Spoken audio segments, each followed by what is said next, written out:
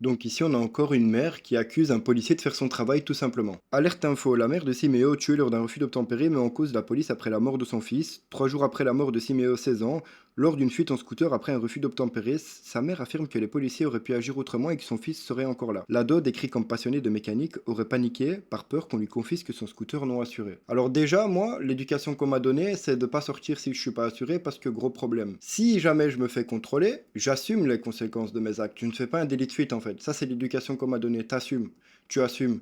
De deux, ma mère m'aurait jamais laissé sortir avec un véhicule pas assuré sous son toit en fait. Ça n'existe pas. Et encore moins de prendre un ami derrière moi sur ce fameux scooter. C'est grave. Accuser la police de faire son travail quand tu as échoué à bien éduquer ton fils, tout simplement.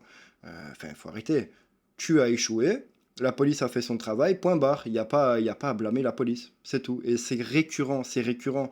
Mais quand un jour, c'est déjà arrivé, mais si son fils avait fauché un passant et que le passant en question aurait fini tétraplégique, comme encore une fois c'est déjà arrivé et ça arrivera encore parce qu'il y a des crétins qui ne s'arrêtent pas quand la police les contrôle, on dira quoi? Ah mais il est jeune, c'est pas grave, faut le pardonner, au pire il est mineur, il aura pas trop de problèmes. Faut arrêter, faut assumer les conséquences de ses actes. Si tu les assumes pas que tu veux faire un délit de fuite, ce qui t'arrive ensuite, c'est ton problème entre guillemets, c'est ton problème.